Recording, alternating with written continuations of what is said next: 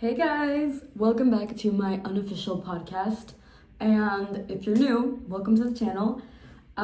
So in honor of Valentine's Day and the general month of February, today we will be talking about love.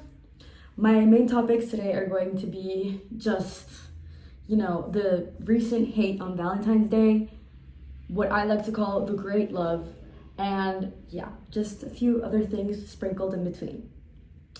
Now, I'm going to give you guys this quick disclaimer. I am only 18, so I don't know if you're looking for like a really wise old person's advice, but I'm the closest you're going to get to that today because I've actually learned a lot of things in my life from my personal experiences and from other people around me. So without further ado, let's get into it. It's actually really fucking cold today, which is why I'm wearing a hoodie, but yeah. Also, my platypus Owala is making a comeback. I'm never leaving that bitch. Anyways, recently everyone's been on this fuck Valentine's bandwagon, and I'm not for it, okay? I'm calling it a bandwagon because I feel like it has mostly been a social media thing because people on social media are complaining about not having a Valentine, and everyone's turning hateful and spiteful, being like fuck everyone on Valentine's, oh my gosh, blah blah blah blah blah blah blah, just hateful shit. And honestly, I am kind of a hater, okay? I used to be like just pissed off at couples, and I still am, like not in a hateful way, but in like a get it out of my face way. I don't want to see you guys going into each other at 7 a.m. in school, okay? No, thank you. And this is coming from someone who has never had a Valentine in their life. Actually, I think I've had one Valentine in my 18 years of life. And you know what? I'm not spiteful about it because I feel we have forgotten the meaning of Valentine's Day. Valentine's Day, at least in Spanish, translates to Día de Amor y la Amistad, which is the day of love and friendship. Valentine's Day is the day of love. Let's just say that, love. And love isn't just romantic, okay? Did we forget that? Love is platonic, it could be familiar, it could be even self-love, Valentine's Day could be just you doing something you love. Valentine's Day could be you taking yourself on a nice dinner, buying yourself a nice outfit, getting ready, looking good. If you want to go on a date on Valentine's Day, tea. If you have Valentine, that's so fun. That's so fun for you. But if you don't, it's not a problem. Guys, this is such a non-issue. Valentine's Day is just about expressing love. And see, expressing love to someone doesn't have to be in the traditional, like, capitalist Valentine's Day way, like buying them a box of chocolates or flowers or whatever. Because maybe that's just not the way you express love. Or maybe that's not the way the person that you love wants their love expressed to them. Sometimes Valentine's Day could just be writing them a letter or texting them, hey, I really appreciate you, Because Valentine's Day can be for you and your friend. You guys can go on a friend date. It can be for your friend group. You guys can do something fun or not do something fun and just text each other how much you love each other. Valentine's Day is really just about love as a whole. And love can be the love you have for your dog, the love you have for your mom, the love you have for your friends, the love you have for yourself. And if you have a special someone, the love you have for them. I find Valentine's Day to be the perfect opportunity to show someone that you love them. Because although, yes, if you have friends, you're probably hanging out with them a lot of the time. You're probably, maybe they bought you something, or maybe you guys went out and you're like, hey, appreciate it, loved seeing you today. But if you don't let them know that they're appreciated all the time, then Valentine's Day is the perfect opportunity to tell them, You're not obligated to be like, hey, I love you, bestie. But, a little, hey, I appreciate you so much. I love that we're friends. I love our love. That's cute. And if you're like, oh my gosh, Danny, that is so corny. Oh my God, that's so cringe. Who even says that to people? Then you don't deserve the people in your life. Like, I'm sorry. And that is rude of me. Maybe that's a little harsh. But you don't. Like, if you don't want to express your appreciation and love for the people around you, then maybe you don't deserve their love and appreciation either. So if you haven't told the people that you care about, if you didn't tell them on Valentine's Day that you appreciate them or love them, give them a little text, give them a little call, maybe get them flowers. I get my friends stuff, I get my friends gifts, and sometimes they'll be like, we're not dating, you're my friend, why did you get me something? Baby, because you're my friend. What? Some people really don't get a lot of love and appreciation, and it's sad because I feel everyone deserves it, especially like if you're in my life, it's because I want you in my life. It's because you bring something positive to my life, and I want to appreciate you, you know? I feel like I'm ranting a little bit about this, but it's because it has been such an annoying thing for me to see everyone being like, fuck Valentine's, I'm breaking all of you up on Valentine's. Sure, some of the TikToks are funny. Sometimes it's funny, but this is a holiday about celebrating the people around you, no matter who they are, no matter what they are to you. Just as long as you care about them, you celebrate it. And people are trying to turn it into like the hate day. Baby, how unhappy are you? Like, it's not. It's really not. I'm kind of distracted by how good I look today. Yeah, I'm sorry. Okay. Yeah. So what I wanted to get into is that social media has had this tendency recently to try and tell everyone what is love, how to experience love, what is the correct way to be in love with someone and to express your love, and all these things. You know, there are these couple trends going around that they have been going around for years, but I've been noticing it a lot more recently, where it's like you just trying to prove that your partner isn't faithful or that your partner doesn't love you that much. Like, why? Literally, why? You know, there's the whole like the prettiest girl in the world trend, where it's like you tell your boyfriend or your girlfriend, I don't know, you're like, would you rather kiss me or kiss the prettiest girl in the world for $1,000? You know? And the whole thing is that your boyfriend is supposed to think of the loophole and be like, well, you're the prettiest girl in the world, so I'll just kiss you and get $1,000. Which, I mean, of course, ideally, yes. But the whole, just, you know, like the whole trend of just like having a little plot, having to plot against your boyfriend to like try to get him to fuck up and say you're not the prettiest girl in the world. Why? Like, I genuinely want to know why. I get, you know, like, I get teasing your partner and being like, like having little play fights, you know, because, you know, sometimes fighting is a little fun.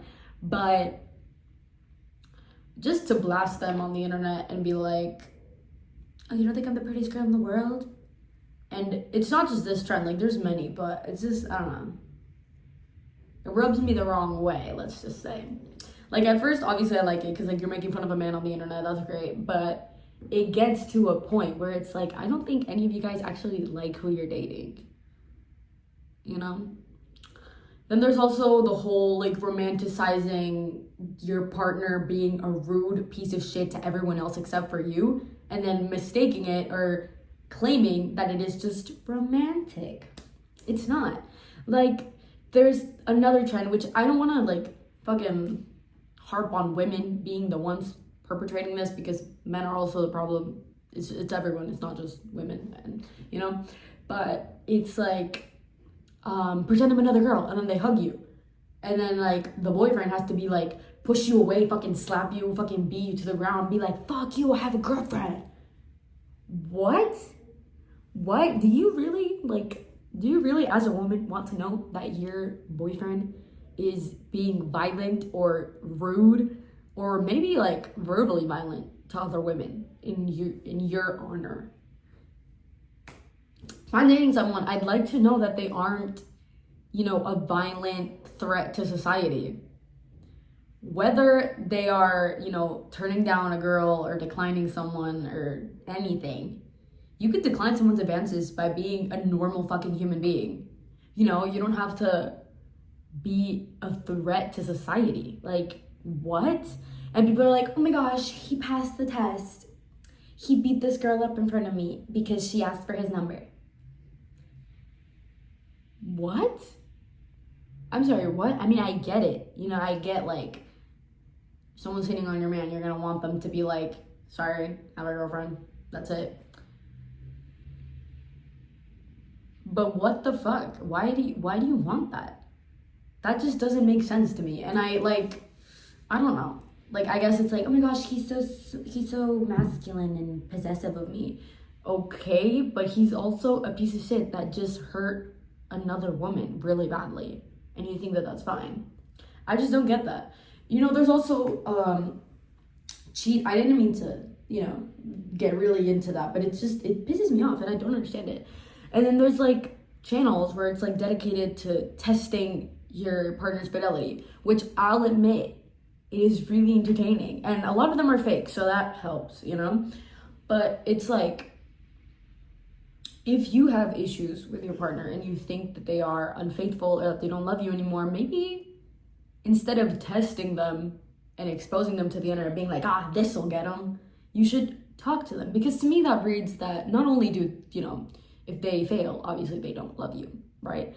But I feel like you don't love them that much either, because you are, being like, how am I gonna get this bitch back? Instead of being like, maybe this bitch don't love me anymore, and maybe I should talk to them about this, because we are in a relationship. A lot of the times it's about winning, you want to beat them. You want to be like, oh, I think you're cheating, I'm going to prove you're wrong so that I can be right and I win and I'll be on the internet, blah, blah, blah, blah, blah.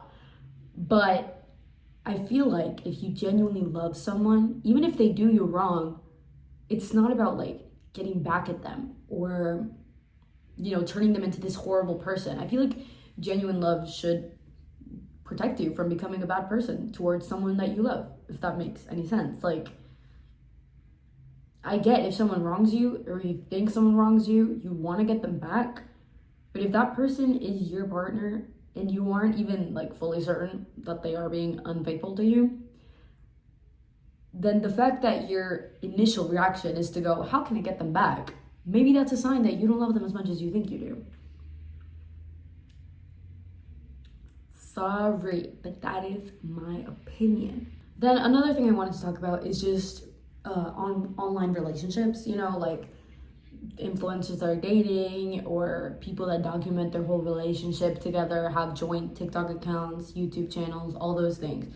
Obviously, it's super fun and cute to watch people in love do people in love things and shit, but it also has become a problem of its own, because in this day and age, you want to document all the things you can by posting them online and social media. A lot of people want to be public figures. I'm literally making YouTube videos. I'm making vlogs, documenting them, posting them online. However, a relationship between two people is something very, very, very complicated. Something very intimate, something, those two people, nobody knows the full extent to it ever. Not even the people in the relationship's best friends that you tell everything to them to. Only the people in the relationship are going to be the people that know everything, So a lot of the times, posting your relationship online for the world to see can lead to some really fucked up things that, of course, only we in our day and age are going to be dealing with, these fucking weird ass problems. There's going to be people having parasocial attachments to your relationship, people idealizing you guys. And although it doesn't seem like the most insane issue, I feel like we as adults know that all these things come with safety issues and repercussions, The one I want to talk about, though, is how that puts the person in the relationship in danger of themselves. You're like, okay, maybe you get stalkers, maybe this happens, blah, blah, blah, blah. Put all that aside. You putting your relationship online for it to be idealized and parasocially obsessed with can put you in danger of yourself. Because let's say that relationship just doesn't work for you anymore. We're gonna go a super easy route. That relationship just doesn't work for you anymore and you guys fell out of love, so you want to break up. Okay, what's gonna happen to your channel? People are not gonna care about you anymore. Maybe that was your primary source of income. You're done. You have no money anymore. Maybe you're gonna get a bunch of hate online, and then is where it gets dangerous, because people get really obsessed with you, People can be like, oh my gosh, I don't believe in love anymore, bruh, what the fuck. That really sucks. But then what if that relationship actually didn't break up because of, just drifting apart? Maybe you want to leave the relationship because it's abusive. Maybe it's getting dangerous for you. What's gonna happen when I take in the PlayStation? You shove the whole thing up your ass. I'm sorry. What's gonna happen when all these people who are constantly putting pressure on you to be the perfect online couple don't want you guys to break up? Maybe that can be really manipulative to you, and it's gonna be really hard to leave your relationship. Of course, it's not impossible, but it is hard. Think about the case with, what's her name? Michaela and okay, I can't think of what the girl's name is. Hi, I'm editing and I meant to say Kayla Malik. I got really dyslexic about it, sorry. But think about that one blonde girl from TikTok that was experiencing a lot of abuse with this guy she was dating, and she just couldn't break up because of obviously multiple reasons, but people were idealizing their relationship, being like, oh my gosh, I hope they get married. You guys don't know. You guys did not fucking know that was happening under the scenes. Like, that's crazy. You know? Of course, eventually she broke out and now she's fine, I guess. You know, she's doing a lot better, but it is, you know, just, I guess, a cautionary tale about this, you know? Also, you just have to remember that everyone does have different ways of expressing love, and you shouldn't try to just fit everyone into this, like, perfect mold. Like, if he didn't do this, you guys aren't in love. This, you should break up. This, you're not really a couple. You know what I mean? It's just, I feel like there's people put so many restrictions and rules on love these days that it is almost impossible to be in a genuine relationship in this day and age, you know? I feel like this is a topic that a lot of people already talk about, but I also wanted to take a little stab at it because it is something that is just so imminently prominent in everyone's life nowadays. Because even if you don't want to be in a relationship, maybe if you're not even looking for a relationship, these type of like situations that have been influenced by the media and how people want to view relationships and hookup culture and all that, you are going to run into them. Maybe not directly, but like your friends, the people around you, maybe someone is just going to get a little crazy and get up in your business in the wrong way. And it is just a problem that everyone in this day and age has to deal with. And it's so annoying and so stupid. Like, guys, what happened? And I'm not gonna be like, what happened to historical love when we would write poetry and send it in doves? Obviously not. Like, times change. But love shouldn't be watered down to what it is now, is what I feel. Also, like I said, you don't really have to buy into the capitalistic side of Valentine's Day, but if you can, and if you want to, do it. You know, everything pink and red and purple and all the hearts and chocolates and flowers, everything is so cute. Valentine's Day is so cute. Even if you're alone as fuck, and if you're not doing anything, and if, God forbid, you know, you really don't have anyone in your life that you love and care about, bitch, buy yourself a pink box of chocolates. Trust me, that shit's cute as fuck and you're gonna love it. I think it's so cute. I think the Valentine's Day aesthetic is so cute, you know, watching Valentine's movies, Valentine's specials. I remember when I was little, we used to watch this episode of Max and Ruby where it's Valentine's Day, obviously, and they're making Valentine's cards for each other. Like, they're making Valentines and they're asking each other to be their Valentines. And I think Max helps his grandma make this, like, heart cake or something like that. And it's like, Valentine's. And they're, like, making the cards and they're singing, like, Valentine, Valentine, won't you be my Valentine? I think it's so cute, you know? Valentine's Day can be really fun, even if it's, like, not about romantic love, you know? There's a lot of different types of love, like I already said. And one of the most important loves is self-love. So if you haven't told yourself you appreciate yourself, go in the mirror. Tell yourself you're proud. Tell yourself you love yourself. Tell yourself you're kind. Tell yourself you're boots, you know? Even if you don't believe it, it's gonna feel a little good. You might feel a little stupid, but it's gonna feel good because, like, you can say someone today told you that you're kind. Would that have happened if you didn't do it to yourself? Maybe not, but it happened, and that's the point. You have to make yourself happy sometimes. You're wondering, Danny is so wise. Oh my gosh, what did he do on Valentine's Day? Actually, I did have plans for Valentine's Day. I was gonna go out with my friend and I was gonna get them flowers because it's Valentine's Day. But tragedy struck and that ended up not happening. So I actually ended up all day playing games on my laptop. Actually, not games, game. I played The Sims 4 all day. And I was watching a show on my iPad. Not very eventful, but hey, that is something that I enjoyed, and that is something that brought me joy, and I felt, like I was giving myself self-love.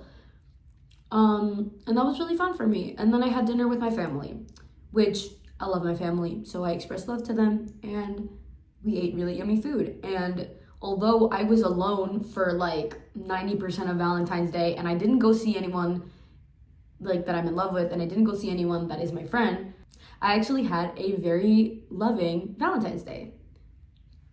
See, it is not that hard, Anyways, the topic I wanted to dive into today is something that I'm very passionate about and that I think about constantly. I think I've only talked about this to one person, but I've been waiting on a video where I can talk about this. And this is what I called the great love.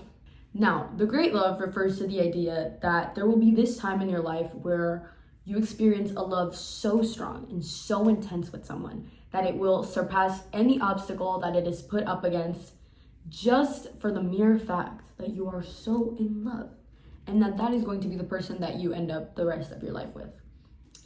Now, if that sounds unrealistic and crazy to you, it's because it is. That is a story that is often sold to us in the media, whether it's with books, movies, shows, all of it. My main example for this is the movie The Notebook. Now, say what you want about that movie, I loved it. I don't care. But what I mean by this is that their love is so intense that despite the passing of time, despite the fact that Rose is literally engaged to someone else, despite the fact that her parents don't want them to be together, and all of the other obstacles that they face in the movie, they somehow end up together because their love is so strong that it is able to carry them out of all of these obstacles and into each other's arms by the end. Now, here's the thing about this. In real life, some of these obstacles are just not surpassable with only love, In real life, a lot of these obstacles are a lot bigger and a lot more prominent, that you can't just be like, oh, I love you so much, we're gonna solve this. As much as you want and as much as I want, as much as everybody wants, sometimes pure love isn't enough. I hate saying that. In real life, when you break up with someone, the reasons are, harder to forgive and forget. Even if the breakup isn't specifically someone's fault, the breakup most likely happened for a reason. And the only way you can learn and grow from it is, moving on. What I mean by moving on is not that you need to find someone else to fall in love with. You need to do all these things. You need to hate the person that you broke up with. Absolutely not. I mean, you just have to be at peace with the fact that the relationship is over and that you guys are not together. You have to be at peace with it. You have to understand it. You have to really get why it happened.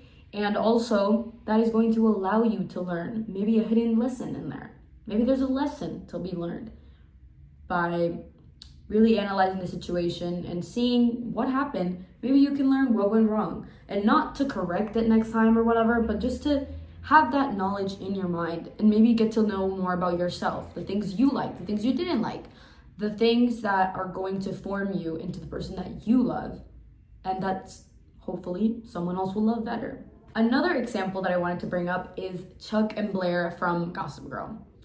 Again, before anything, say what you want about them. I love them. I love them. I love them. And they do countless horrible things to each other throughout the show. Mostly Chuck to Blair, but whatever. Yet in the end, they love each other so much that they're able to just overlook all these things that they did to each other and sort of accept these horrible wrongdoings as each other's flaws that they love, this is a flaw in you, and I love you in spite of it, and I love this evil side of you, even if that side of you is the side that has wronged me many, many, many, many times in the past, And now, although I already said I love them as a couple and I love them, the fact that I am able to love them is just because I know it's not real. Because in reality, I don't consider this willing forgiveness and willing to overlook all the things from their past really healthy. Of course, healthiness is a term loosely thrown around now, and that can look different for everyone. However, in my humble but mostly correct opinion, just willingly forgiving someone who has wronged you multiple times, very intense times, isn't super healthy, because there's really no, at least for them, I'm talking about them, there is no actual guarantee that the person has changed, grown, or learned from these actions, and there's no guarantee that they won't hurt each other again. In fact, they probably do, you know? Like, they just willingly accept these horrible traits in each other and don't want to change them.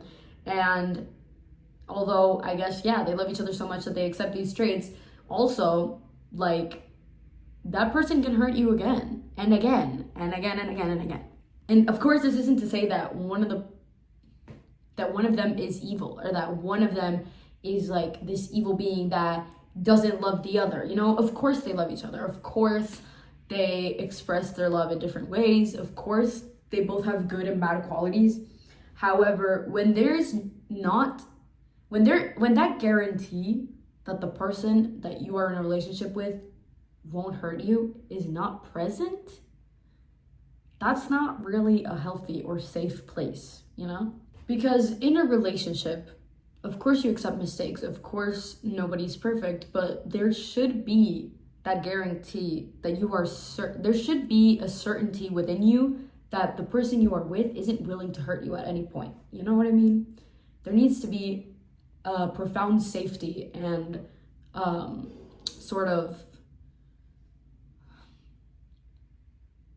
this knowledge that you guys see each other and that you are safe with each other and that this bond is stable. You know, a lot of the times the great love advertises this sort of like, no matter what, we'll stay together. Everybody's against us, but we're gonna be together. Oh my gosh, we go through all this like crazy turmoil and stuff, but we stay together. And I mean, sure, I mean, that is a great love, because the love you have for each other is so intense that you think you can surpass everything. However, in real life, I would say that that's not really healthy. However, in real life, I would say that that doesn't really work, because you need to know that there is stability, you know? Like, of course, like, it breaks, oh, it comes back though. Oh, this happened, oh, it comes back though. But if it's not stable, you know, being able to flow with each other, then it doesn't matter how many times you run back to each other, you will fall apart again. I don't know if that made sense, but it makes sense in my head, okay, guys? Leave me alone. All this said, though, I do have to say that me personally, I am a romantic, okay? I am a hopeless romantic. I am all the things, you know? And in my head, the idea of the great love is possible for me. Like, fuck everything I just said. I think it's possible for me, you know? I think that at some point there will be someone that does every single thing in their power to stay with me, because that's just how much they love me. You know what I mean? Because I guess that's like, in a way, the great love is achievable. Of course, it's not going to be that one person you met in high school that you kept fighting with, but you guys loved each other so much. Obviously not. It's not going to be that much of a movie-like scenario, you know? But something I always say, and that I truly firmly believe, is if they wanted to, they would. I believe that so much. You're like, and a lot of people like to use that as an excuse for like, I wanted you to buy me a yacht, but you're broke. But if you wanted to, you would. Obviously not. Like, let's not use this as a weapon. I use this as a sort of like a motivational thing for me. Like, it's just kind of like a reminder that you are worth so much more than you know. Because a lot of the times the way you love people is you will do anything for them, and you do everything in your power. Like, sometimes you just can't do what you want to do for people, but if you are there for them 9 times out of 10, then it shows that you do everything in your power to be for them and to show them the love you have for them, you know? Because you want to, so you do. But a lot of the times, it is just very apparent that people just don't want to, you know? And when someone is constantly not showing up for you, making up excuses for why they're not showing up for you, not really demonstrating the love they have for you, then it's a very clear sign that they don't want to, so they don't, you know? I'm not gonna go too deep into this because I feel like most people already know what this means, and if you don't, you're low-key dumb as fuck. You know, you should be able to deduce that by yourself. I'm sorry. But that's just what I think. You know, I really do believe that. And I spent a lot of my time wasting it on people that just didn't want to. So they did it. And I wanted to, so I did. You know what I mean? It was just a lot of time wasted on people that didn't want to. Oh my god, I sound like a broken record. But yeah, you shouldn't be wasting your time because you can tell when someone doesn't want to put in the work, put in the love, put in the effort for you. You know, and if, you know, and I'm gonna be understanding too. You know, sometimes you really can't. But if, again, 9 times out of 10, you really, really, really can't, but you want to, then maybe it's not meant to be, because it doesn't matter how much you love someone. If you really, truly cannot show up for them most of the time, then you should be willing to let them go so that they can find someone who can be there for them, you know? I feel like that is something that a lot of people don't talk about. You know, every situation is different, and all I want to encourage you to do in this episode is to love to your fullest potential, because that is what Valentine's Day is about, but also that is what life is about.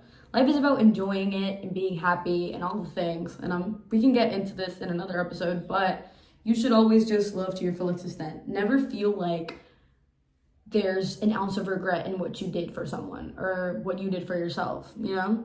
You should love the people you care about, yourself, your family, and everyone you feel is worth it to their fullest extent, because if not, then why even love at all? You know what I mean? All right, there's other shit I would like to get into, but I feel like that's gonna be it for today because I have a lot of stuff to get to. But I did want to have this little talk with you guys because I thought it would be a nice video for February. Yeah. So I'm not going to tell you what you need to feel or what you need to do in order to qualify or classify whatever you do as love. I'm just saying, if you can, show it to its fullest potential. And if you say you can't, you're lying, because I'm sure you can. Anyways, it's gonna be it for today. I hope you enjoyed this little unofficial podcast episode, and if you did, make sure to leave a like, make sure to comment, make sure to share, make sure to, I don't know, save it. I don't know what else you can do on YouTube, but do all the things you can, please. It really helps me, it supports the channel, and I would love to hear what you guys think about this. So yeah, see you guys on the next one.